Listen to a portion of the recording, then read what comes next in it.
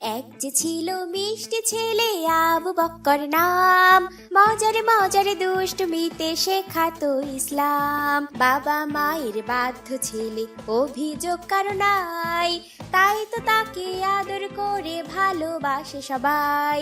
আবু বক্করের সাথে ইসলামের পথে মজার মজার সব ইসলামিক কার্টুন পেতে আমাদের চ্যানেলটি এখনই সাবস্ক্রাইব করুন আর পাশে থাকা বেল আইকনটি প্রেস করুন। আফিফ, আফিফ, যেও না বলছি। আফিফ, আফিফ। আপনি জানেন একজন শিক্ষকের মর্যাদা কতখানি? খুব বেশি কথা বলবেন না। আমার ছেলেকে ক্লাসে দাঁড় করিয়ে রাখার অপরাধে আগামী পরশুদিন আপনাকে জুতার মালা পরিয়ে স্কুল থেকে বের করে দেওয়া হবে। এটাই শেষ কথা, বলে দিলাম। আবু বকরের মা, আমার জন্য গরম পানি দাও, গোসল করে খাবার খেতে হবে। আসসালামু আলাইকুম বাবা, তুমি এসে গেছো অফিস থেকে? ওয়ালাইকুম আসসালাম। হ্যাঁ বাবা, মাত্র আসলাম। কিন্তু বাবা, মা তো বাসায় নেই। কেন বাবা, তোমার মা কোথায়? পাশের বাসার ফ্ল্যাটে নতুন ভাড়াটিয়া এসেছেন, ওই বাসার আন্টি মাকে ডেকে নিয়ে গেছেন। ও আচ্ছা, কখন গেছেন তোমার মা? তুমি যাওনি মায়ের সাথে? মা তো অনেকক্ষণ আগেই গেছেন। আমাকেও নিয়ে যেতে চেয়েছিলেন, কিন্তু আমি তখন পড়াশোনা করছিলাম, তাই আর যাওয়া হয়নি। ও আচ্ছা, তোমার মা তো কখনো এমন করেন না। তোমার মা তো জানতেন আমি এই সময়ে অফিস থেকে আসি। মা বলেছিলেন তুমি বাসায় ফেরার আগেই ফিরে আসবেন, হয়তো কোনো কারণে আটকে গেছেন ওখানে। হ্যাঁ বাবা, হতে পারে। জানো বাবা, ওই ভাড়াটিয়াদের বাসায় আফিফ নামে একটা ছেলে আছে, আমার সমান হবে। আমি ওর সাথে খেলতে পারবো এখন থেকে। হ্যাঁ বাবা, ওকে একদিন বাসায় নিয়ে এসো।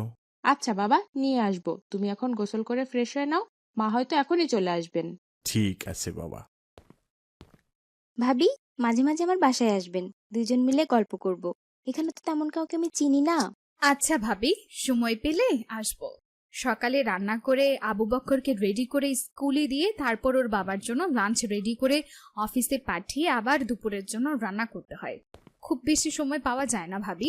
আফিফের মা, আমার জন্য গরম পানি আর টেবিলে খাবার দাও, অনেক ক্ষুধা পেয়েছে। উনি এসেই হুকুম শুরু করেছে। দেখছো না আমি ভাবির সাথে গল্প করছি? আর আমি কি তোমার সংসারের দাসীবাদী নাকি, যখন তখন আমাকে হুকুম করবে? পানি নিজে গরম করে গোসল করতে পারো না? খাবার টেবিলে তো রাখাই আছে, একটু বেড়ে খেতে পারো না? ভাবি, আপনি ভাইয়ের সাথে এরকম খারাপ ব্যবহার করলেন কেন? আরে ভাবি থামেন তো, স্বামীকে অত মাথায় তুলতে হয় না। বেশি ভালো করে কথা বললে মাথায় চড়ে বসবে, তখন দেখবেন একটার পর একটা হুকুম করেই যাচ্ছে, দাসীবাদী ভেবে। সাবধান ভাবি।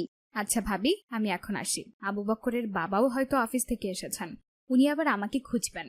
পরে যান না ভাবি, ভাইজান আজকে একটু নিজে নিজে করুক না সবকিছু। স্বামীকে এত বেশি প্রশ্রয় দিবেন না তো, পরে বুঝবেন কি পরিমাণ জ্বালায়। না থাক ভাবি, আমি আসি। আবার আসবো একদিন ইনশাল্লাহ। আচ্ছা ভাবি। আসসালামু আলাইকুম ভাবি। ওয়ালাইকুম আসসালাম, আবার আসবেন কিন্তু। আসসালামু আলাইকুম, আপনি চলে এসেছেন? ওয়ালাইকুম আসসালাম। হ্যাঁ, কিছুক্ষণ আগেই এসেছি। গোসল করে খাবার খেয়েছেন? গোসল করেছি, এখনো খাবার খাইনি, খাবার খুঁজে পাইনি। আচ্ছা, আমি এখনই খাবার দিচ্ছি, খাবার টেবিলে আসুন। আসসালামু আলাইকুম ভাবি, কেমন আছেন? ওয়ালাইকুম আসসালাম, আলহামদুলিল্লাহ ভাবি, আপনি কেমন আছেন? আলহামদুলিল্লাহ। আসুন আসুন, ভেতরে আসুন। ভাবি, আমি এসেছি আপনাকে নিয়ে একটু শপিং এ যেতে, চলুন তো শপিং থেকে ঘুরে আসি। আচ্ছা, আমি আবু বকরের বাবাকে বলে আসি একটু। আমারও টুকিটাকি কিছু কেনাকাটা আছে, ভালোই হলো, দুজন একসাথে যাওয়া যাবে। ঠিক আছে ভাবি। আসসালামু আলাইকুম। ওয়ালাইকুম আসসালাম, কিছু বলবে? পাশের বাসার নতুন ভাবিটা এসেছে, উনি শপিং এ যাবেন আমাকে নিয়ে। আমি ওনার সাথে যেতে চাচ্ছি। কিন্তু আজ তো আমার অফিসের আলামিন ভাই আসার কথা বিকেলে, তুমি গেলে ওনাকে আপ্যায়ন কে করবে? তোমার আজকে যাওয়ার দরকার নেই। আমার টুকিটাকি কিছু কেনাকাটা আছে, আর আমি তো প্রতিদিন যাই না, ওনাকে অন্যদিন আসতে বলেন। আজ যাওয়ার দরকার নেই, ওনাকে আমি কিভাবে না করি? দাওয়াত দিয়ে তারপর কি আর না করা যায়? আমি ওসব জানি না, আমার দরকার আছে বাজারে, আমি যাচ্ছি। আসসালামু আলাইকুম। আবু বকরের মা, আবু বকরের মা, এইদিকে আসো তো। আসসালামু আলাইকুম। ওয়ালাইকুম আসসালাম। ওখানে বসো, তোমার সাথে কিছু কথা আছে। জি বলুন। তুমি নাকি আজকেও সারাদিন বাসার বাইরে ছিলে? হ্যাঁ, কোথায় গিয়েছিলে? বড় ভাই বিদেশ থেকে এসেছেন, আবার পরশুদিন চলে যাবেন, তাই ভাইয়ের সাথে দেখা করতে গিয়েছিলাম। যাওয়ার আগে তো আমাকে একবার বলে যেতে পারতে। সব ব্যাপারে আপনাকে এত বলতে হবে কেন? এত অনুমতি নেই আর কি আছে? বেশ কিছুদিন যাবৎ খেয়াল করছি তুমি কোনো ব্যাপারেই আমার আর অনুমতি নাও না। আমি কোনো কথা বললেও সেটা ঠিকঠাক শুনতে চাও না। এইটা কিন্তু ইসলামে ভয়ানক অন্যায়। এটা স্বামীর অবদ্ধতা। আমার যথেষ্ট বুদ্ধি আছে। আমার কি করতে হবে না করতে হবে সেটা আমি জানি। ভাবি গো, ভাবি আমার সর্বনাশ হয়ে গেছে ভাবি, আমার সর্বনাশ হয়ে গেছে। কি হয়েছে ভাবি, কি হয়েছে? আমার ছেলেটা হসপিটালে ভর্তি ভাবি, খুব খারাপ অবস্থা। কেন, কি হয়েছে ওর? আজ আমার একটা পার্টি ছিল সারাদিন।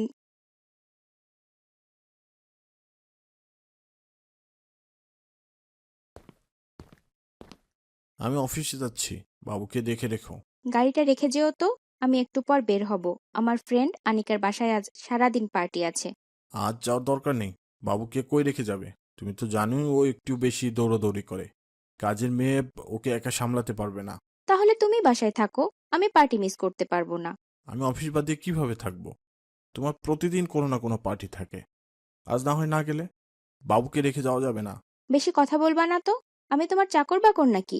তোমার হুকুমে আমাকে চলতে হবে? আমার স্বাধীনতা আছে। আমি তোমার বাসায় চাকরানি হতে আসি নাই। আমি একটু পরেই বের হব, আর আমাকে কোনো হুকুম করবা না। আমি আমার মতো চলবো, কোনো উপদেশ দিতে আসবা না তো, একেবারে না, বলে দিলাম কিন্তু। তুমি সব সময় আমার সাথে এত খারাপ ব্যবহার করো কেন? কোনো কথা শোনো না, উল্টা আমার সাথে চিল্লাচিল্লি করো। আমি কিন্তু তোমার স্বামী, এরকম ব্যবহার করা কি তোমার উচিত? স্বামী হয়েছে বলে কি তোমাকে মাথায় চড়িয়ে রাখতে হবে? আমি যেটা বলবো সেটাই। বেশি স্বামীগিরি ফলাতে আসবে না আমার সাথে, খুব খারাপ হবে বলে দিলাম।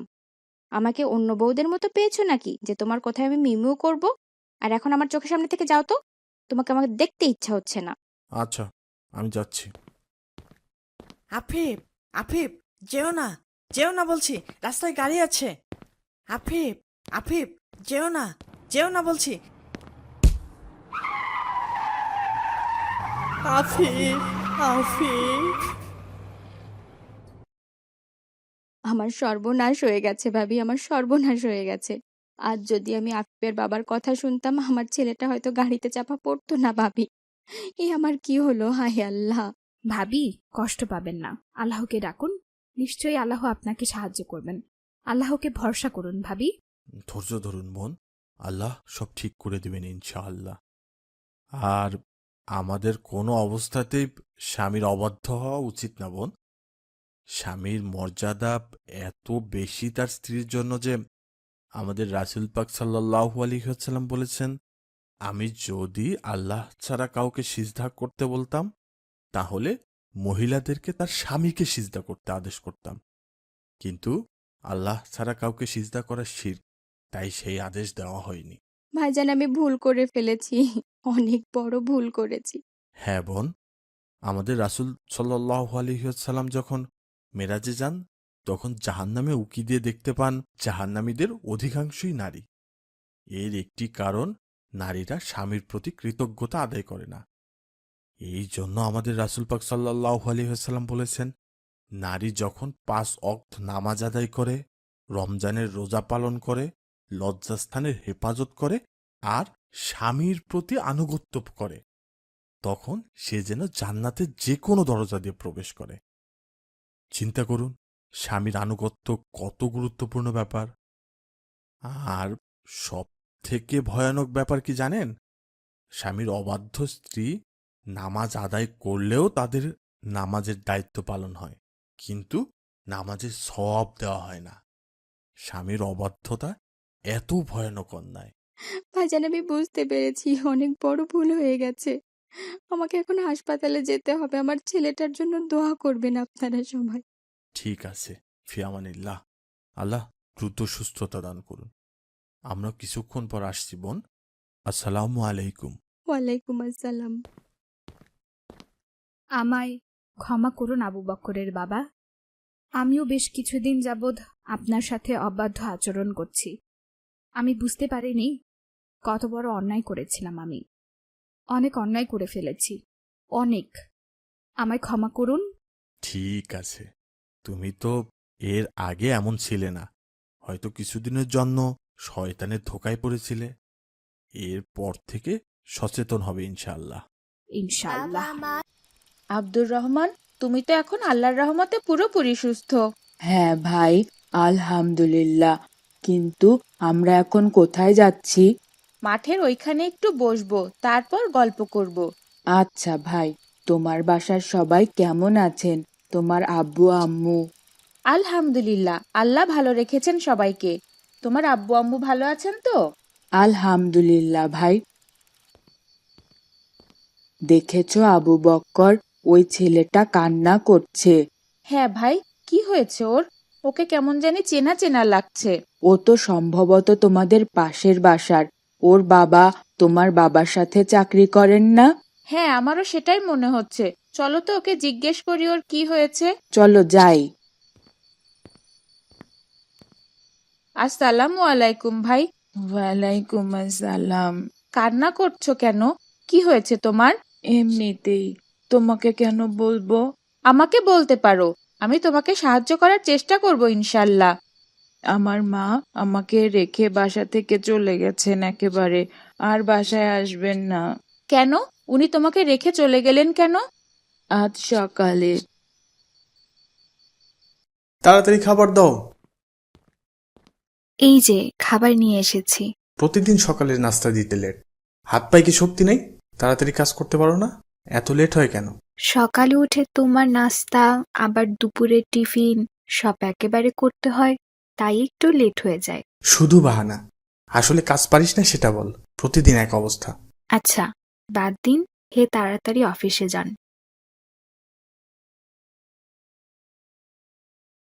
এটা কি খাবার রান্না করছিস? বিচ্ছিরি খাবার। ভালোভাবে রান্না করতে পারিস না? রান্নার সময় মন কই থাকে? এত কিছু রান্না করতে হয়, মাঝে মাঝে তো রান্না একটু এদিক সেদিক হবেই। এই চুপ কর। আবার মুখে মুখে কথা বলিস। খুব মুখ ভারছে তোর। এরপর ভালো রান্নার চেষ্টা করব ইনশাল্লাহ। এইবার ক্ষমা করুন। আর একদিন একটু রান্না এদিক সেদিক হলে এমন করতে হয় না। তুই আবার মুখে মুখে তর্ক করছিস? খুব সাহস। মেয়ে মানুষ মেয়েদের মতো থাক। বউদের জামাই যেটা বলবে সেটাই মানতে হবে। আপনি কোনো অন্যায় করলে সেটাও বলা যাবে না? না, বলবি না। জামাইয়ের উপরে বউদের কোনো কথা নেই। এগুলো মানতে পারলে থাকবি, না হলে চলে যাবি বাপের বাড়ি। এটা কেমন কথা বলছেন? তার মানে কি সংসারে স্ত্রীদের কোনো মূল্য নেই? সবকিছু পুরুষ মানুষের মতামতে হবে? তুই খুব বেশি কথা বলা শিখে গেছিস। তোর কথা বন্ধ করছি দাঁড়া। আপনি আমার গায়ে হাত তুললেন, আমাকে চড় দিলেন। ছি, আপনার ব্যবহার এত খারাপ হয়ে গেছে। ছি, আপনি অমানুষের মতো হয়ে গেছেন। তোর মুখ এখনো বন্ধ হয়নি? আবার কথা বলছিস? বের হ আমার বাসা থেকে। এখন বের হ, না হলে মেরে দাঁত ভেঙে দিব। এক্ষুনি বের হ। ঠিক আছে, আমি এক্ষুনি আমার বাবার বাড়ি চলে যাচ্ছি। প্রতিদিন এসব আর ভালো লাগে না। আপনি থাকেন আপনার সংসার নিয়ে। বাবা, তুমি মাকে তাড়িয়ে দিও না বাবা, দয়া করে। আমি একা একা কিভাবে মাকে ছাড়া থাকবো বাবা? বাবা, মাকে তাড়িয়ে দিও না, আমার অনেক কষ্ট হবে বাবা। এই চুপ থাক। তোর জন্য আবার নতুন মানিয়ে আসবো। যা এখন। আর তোর ইচ্ছা হলে তুই তোর মায়ের সাথে যা। বাবা মাঝে মাঝে মাকে বকাবকি করেন, আবার মাঝে মাঝে চড় থাপ্পড়ও দেন। মায়ের কোনো কথাই শোনেন না। বুঝেছি ব্যাপারটা। চলো আমাদের বাসায় যাই, আমার বাবাকে সব বলি। তোমার বাবা তো আমার বাবার সাথেই চাকরি করেন, যদি আমার বাবা কিছু একটা করতে পারেন। আসসালামু আলাইকুম বাবা। ওয়ালাইকুম আসসালাম। বাবা, জানো কি হয়েছে? কি হয়েছে আবু বকর? কোনো কি সমস্যা বাবা? হ্যাঁ বাবা, ওর মা বাসা থেকে চলে গেছেন ওকে রেখে। ও কি আমার সাথে চাকরি করেন? আব্দুল গাফফার সাহেব ওনার ছেলে না? হ্যাঁ বাবা, ওর মা চলে গেছেন বাসা থেকে। কেন বাবা, কি হয়েছে? আর কোথায় গেছেন উনি? ওর বাবা ওর মাকে অনেক বকাবকি করেছেন। উনি নাকি মাঝে মাঝে ওর মাকে বকাবকি করেন, চড় থাপ্পড়ও দেন, তাই রাগ করে চলে গেছেন। কি বলছো এসব? এটা তো একদম ঠিক হয়নি। আচ্ছা বাবা, তুমি তোমার বাসায় যাও। আমি তোমার বাবার সাথে এই ব্যাপারে কথা বলবো। আর খুব শীঘ্রই তোমার মাকে নিয়ে আসার ব্যবস্থা করবো ইনশাল্লাহ। তুমি এখন যাও বাবা। জি চাচা। কি খবর ভাইজান? হঠাৎ আমার বাসায়? আসেন আসেন, ভিতরে আসেন। তো কেমন আছেন ভাইজান? হ্যাঁ, ভালো আছি। আপনি কেমন আছেন? আলহামদুলিল্লাহ ভাই, আল্লাহ ভালো রেখেছেন। আমি আপনার সাথে একটা বিষয় নিয়ে কথা বলতে এসেছি ভাইজান। কি বিষয়ে? আপনার ছেলে মাঠের পাশে বসে কান্না করছিল। আমার ছেলে ওর কাছে কি জিজ্ঞেস করেছে কি হয়েছে। ও বলেছে ওর মা নাকি বাসা থেকে চলে গেছেন। আপনার সাথে কি একটা বিষয়ে যেন সমস্যা হয়েছে। তাতে আপনার কি? অন্য বাড়ির বিষয়ে আপনার মাথা ঘামানোর কি আছে? ভাইজান, রাগ করবেন না, আমি শুধু আপনার সাথে এই বিষয়ে একটু কথা বলতে এসেছি। কয়েকটি কথা বলেই চলে যাব ভাইজান। আমি এই ব্যাপারে কোনো কথা বলতে আগ্রহী না। আপনাকে চা দিতে বলি, চা খেয়ে চলে যেতে পারেন। ভাইজান, রাগ করবেন না। আমি শুনেছি আপনি নাকি ভাবিকে মাঝে মাঝেই বকাঝকা করেন, তাকে চট থাপ্পড় দেন। এটা কি ঠিক ভাইজান? কে বলেছে? ওই হারামজাদাটা। ওরেও মজা দেখাচ্ছি। মায়ের মতোই বজ্জাত হয়েছে ছেলেটা। ছি ভাইজান, এগুলো কেমন ভাষা? ছেলে মেয়েকে কেউ এইভাবে বকা দেয়? ওরা তো বাচ্চা ভাইজান, ওদেরকে এইভাবে বকবেন না। শিশুদের খারাপভাবে বকলে ওদের মানসিক বিকাশে সমস্যা হয় ভাইজান। ভাইজান, আপনি এত নাক গলাচ্ছেন কেন আমাদের ব্যাপারে? আপনার কোনো সমস্যা? ভাইজান, স্ত্রী একজন স্বামীর জন্য সব থেকে বড় নেয়ামত। আমাদের প্রিয় নবী হযরত মুহাম্মদ সাল্লাল্লাহু আলাইহি ওয়াসাল্লাম বলেছেন, আল্লাহ তাআলা দুনিয়াতে যা কিছু দিয়েছেন সব কিছু আমাদের জন্য নেয়ামত।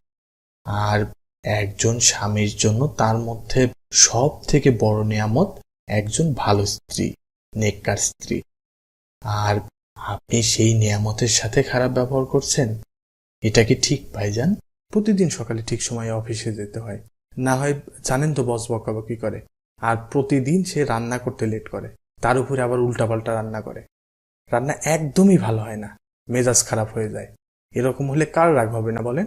ভাইজান, আমাদের প্রিয় নবী বলেছেন, তুমি যদি তোমার স্ত্রীর এমন একটা দোষের কারণে মনক্ষুণ্ণ হও, তো তার অনেক ভালো গুণ আছে, সেগুলোর কথা চিন্তা করো।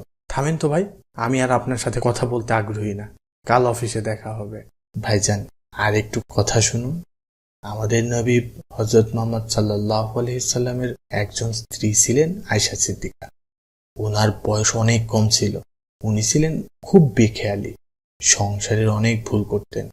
কিন্তু এমন কোনো ঘটনা পাওয়া যায় না যেখানে আমাদের দয়ার নবী কখনো তাকে একবার একটু ধমক দিয়ে কথা বলেছেন। আর আমাদের প্রিয় নবী কখনো তার কোনো স্ত্রীকেই একবারের জন্য ধমক দিয়েছেন, সেরকম কোনো ইতিহাস নেই। আমরা সেই নবীর উম্মত ভাইজান, আমাদের আচরণ সেরকম হওয়া কি উচিত না? এগুলো আমার ভালো লাগছে না, এগুলো শুনে আমার কাজ নেই, পরে কথা হবে ভাই। এবার আসুন। ভাইজান, আর একটু শুনুন দয়া করে। স্ত্রীদের মর্যাদা প্রসঙ্গে আমাদের নবী কিন্তু বিদায় হজের ভাষণেও বলেছেন ভাইজান। তিনি বলেন, নারীদের ব্যাপারে আল্লাহকে ভয় করো, তাহাদিগকে তোমরা আল্লাহ আমানত হিসেবে গ্রহণ করেছ। আরো ভয়ানক ব্যাপার হলো, রোজ হাসরে মহান আল্লাহ আমাদের চরিত্র সম্পর্কে আমাদের স্ত্রীদের কাছেই প্রথম জিজ্ঞাসা করবেন। স্ত্রী যদি ভালো কিছু বলে তবেই আমাদের মুক্তি। এই জন্যই ভাইজান, আমাদের স্ত্রীর কাছে ভালো হওয়াটা জরুরি। এই সময় আবার কে এলো? ভাইজান, একটু বসেন তো, দেখি কে এলো।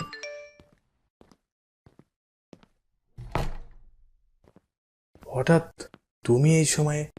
আর কান্না করছো কেন বোন? তোমার চোখে পানি কেন? কি হয়েছে? ভাইজান, আপনাদের জামাই প্রতিদিন আমাকে বকাবকি করে। আমি নাকি রান্না করতে পারি না, ওনার কথা মতো চলতে পারি না। ভাইজান, আমার গায়ে প্রতিদিন হাত তোলে। আজ আমাকে বের করে দিয়েছে বাসা থেকে, বলেছে তোর বাবার বাড়ি চলে যা। কি এত বড় সাহস? ও আমার বোনের গায়ে হাত তোলে? দেখছেন ভাইজান, কত বড় সাহস ব্যাটার। ওরে যদি আজ আমি নাম পেটাই তাহলে শান্তি পাবো না। তুই চল আমার সাথে। ভাইজান থামেন, আপনার বোনের সাথে খারাপ ব্যবহার করেছে বলে আপনি এত রেগে যাচ্ছেন? আপনিও কিন্তু আরেকজনের বোনকে মেরে বকা দিয়ে বাসা থেকে বের করে দিয়েছেন, তাহলে তাদের কি খারাপ লাগছে না?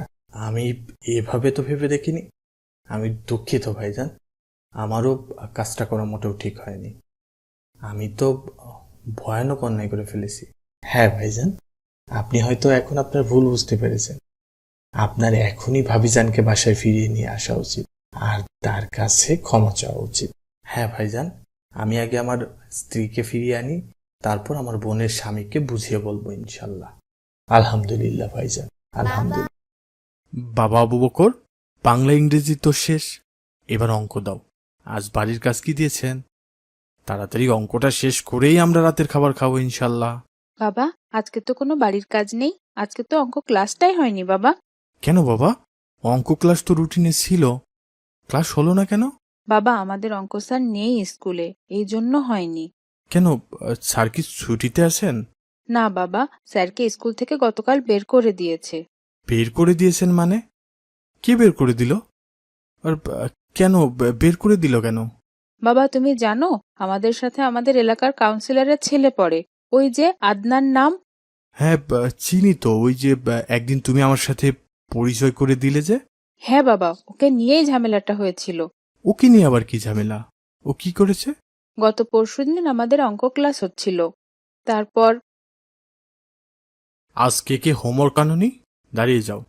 আমি গত ক্লাসে বলেছিলাম এর পরের ক্লাসে যে হোমওয়ার্ক আনবে না তাদেরকে শাস্তি দেওয়া হবে, কারণ আজকের ক্লাসের হোমওয়ার্কটা অনেক গুরুত্বপূর্ণ। তোমরা হোমওয়ার্ক আনোনি? না স্যার, ভুলে গেছি।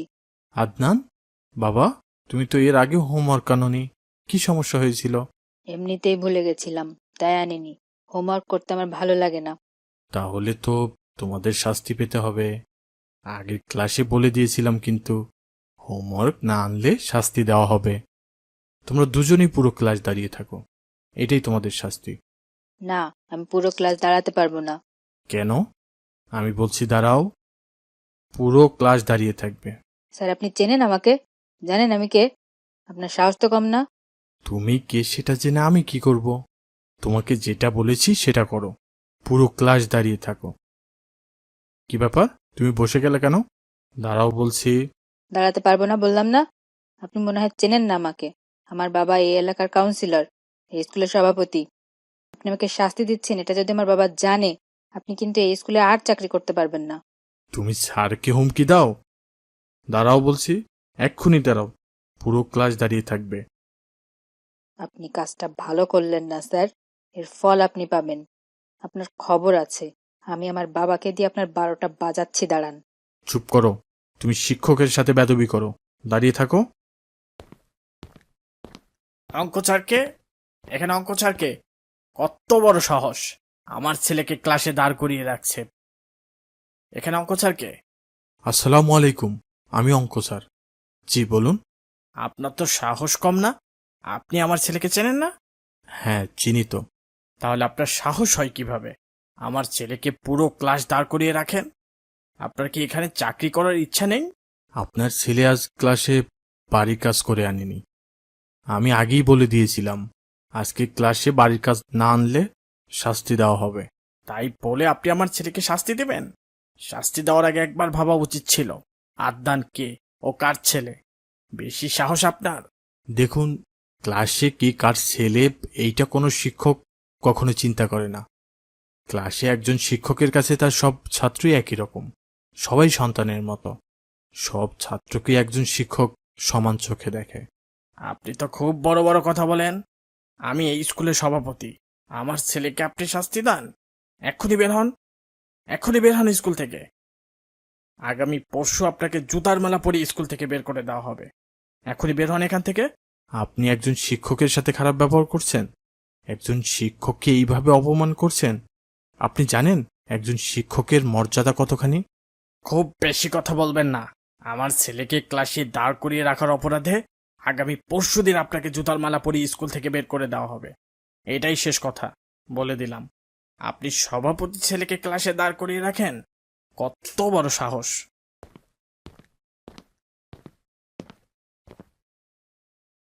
বাবা, আমার ভীষণ মন খারাপ হয়েছে। স্যার অনেক ভালো মানুষ, সবাইকে স্যার অনেক আদর করেন, কি সুন্দর করে অঙ্ক বুঝান। যতবার জিজ্ঞাসা করা হোক স্যার কখনো বিরক্ত হন না। খুব খারাপ লাগছে, এত ভালো একজন স্যারকে এভাবে অপমান করে বের করে দিবে। হ্যাঁ বাবা, ব্যাপারটা খারাপ লাগার মতোই। আমারও শুনে খারাপ লাগছে। একজন শিক্ষকের অনেক বেশি মর্যাদা, সেই শিক্ষককে এভাবে অপমান করা হবে? এটা তো ঠিক না। হ্যাঁ বাবা, এই জন্যই মনটা ভীষণ খারাপ আমার। আর আজকে স্যার আসেনও নি, জানি না আগামীকাল কি হবে। এভাবে স্যারকে অপমান করে স্কুল থেকে বের করে দিবে, সেটা আমি মানতে পারছি না বাবা। ব্যাপারটা সত্যিই দুঃখজনক।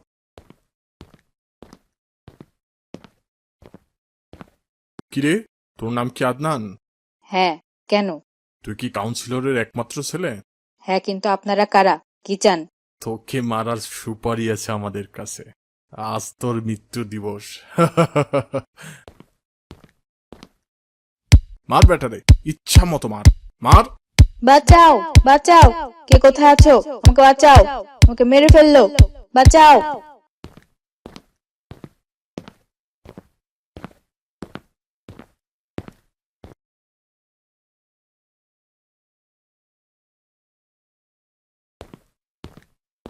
ডাক্তার, ডাক্তার, আমার ছেলে এখন কেমন আছে? আল্লাহর রহমতে আপনার ছেলে এখন শঙ্কামুক্ত। ওকে কিছুক্ষণ আগে এক ব্যাগ রক্ত দেওয়া হয়েছে। অনেক রক্তক্ষরণ হয়েছিল। ইমিডিয়েটলি রক্ত না পেলে হয়তো সমস্যা হয়ে যেতে পারত। আল্লাহর অশেষ রহমতে হাসপাতালে আনার সাথে সাথে রক্ত দিতে পেরেছি, আলহামদুলিল্লাহ। স্যার, আপনি এখানে কি করছেন? আপনাকে তো স্কুলে আজ জুতার মালা দেওয়া হবে। উনিই তো আপনার ছেলেকে হাসপাতালে নিয়ে এসেছেন। ওনার সাথে আপনার ছেলের রক্তের গ্রুপ মিলে যায়। উনি সাথে সাথে রক্ত না দিলে আপনার ছেলের কি হতো বলা কঠিন ছিল। ওনার ওসিলাতেই হয়তো আপনি আপনার ছেলেকে আজ ফিরে পেলেন। উনি সঠিক সময়ে আপনার ছেলেকে হাসপাতালে না আনলে অতিরিক্ত রক্তক্ষরণে খারাপ কিছু হতে পারত। আচ্ছা, ঠিক আছে, আপনারা কথা বলেন, আমি আসছি। স্যার, আপনি আমার ছেলের জন্য এত কিছু করলেন। আপনাকে এত অপমান করলাম, স্কুল থেকে বের করে দিলাম। আজ আপনাকে জুতার মালা দেওয়ার জন্যই আপনার স্কুলে যাচ্ছিলাম, আর আপনি আমার সন্তানকে এভাবে সাহায্য করলেন। আদনান আমার ছাত্র, আর শিক্ষকের কাছে তার সব ছাত্রই সন্তান তুল্য। আমি আমার সন্তানের বিপদে এগিয়ে আসবো না? কি বলছেন ভাইজান? আমি সব লোকজন নিয়ে আপনার স্কুলে যাচ্ছিলাম জুতার মালা দিয়ে আপনাকে বের করে দেওয়ার জন্য, অথচ আপনি কত মহৎ, যার জন্য এত বড় শাস্তি পাচ্ছিলেন তাকেই বাঁচাতে এগিয়ে এলেন। আমি আপনার কাছে কৃতজ্ঞ স্যার। আমরা তো শিক্ষক, আমরা ছাত্রদের নৈতিক শিক্ষা দেই। আর আমরাই যদি নৈতিকতা মেনে না চলি, তাহলে সেই শিক্ষার মানেটা কি? আমার আপনার সাথে এরকম খারাপ আচরণ করা ঠিক হয়নি স্যার। আমি অন্যায় করেছি, ভয়ানক অন্যায়। আমাদের প্রিয় নবী হজরত মোহাম্মদ সাল্লাল্লাহু আলাইহি ওয়াসাল্লাম বলেছেন, আমি মানব জাতির শিক্ষক হিসেবে প্রেরিত হয়েছি। যেখানে আমাদের প্রিয় নবীকে আল্লাহ শিক্ষক হিসেবে পাঠিয়েছিলেন, তাহলে চিন্তা করুন একজন শিক্ষকের মর্যাদা কতখানি। স্যার, আমি তো এইভাবে ভেবে দেখিনি। হাদিসে আছে, আল্লাহ পরে, রাসূলের পরে ওই ব্যক্তি সবচেয়ে মহানুভব যে জ্ঞান অর্জন করে ও পরে তা প্রচার করে। আর শিক্ষকরাই আমাদের সেই জ্ঞান প্রচার করে। তাহলে চিন্তা করুন, আল্লাহ ও রাসূলের পরেই মহানুভব কেউ থাকলে তারা শিক্ষক। আর আমাদের প্রিয় নবী হযরত মুহাম্মদ সাল্লাল্লাহু আলাইহি ওয়াসাল্লাম বলেছেন, যার কাছ থেকে তোমরা জ্ঞান অর্জন করো তাকে সম্মান করো। এই জন্যই আমাদের শিক্ষককে সম্মান করা উচিত। শিক্ষকরা ছাত্রদের ভালোর জন্যই শাসন করে, এটাতে মন খারাপ করা উচিত না ভাইজান। আমি দুঃখিত স্যার, আমায় ক্ষমা করুন। আমি ভুল করেছি। আমি আমার ছেলেকে আপনার কাছে ক্ষমা চাইতে বলবো স্যার। আমার ছেলে একটু সুস্থ হোক, তারপর আমি আর আমার ছেলে যে আমি আপনার কাছে ক্ষমা চাইব। আমাদের মাফ করুন স্যার। বাবা মায়ের বাধ্য ছেলে অভিযোগ কারো নাই, তাই তো তাকে আদর করে ভালোবাসে সবাই। প্রেস করুন।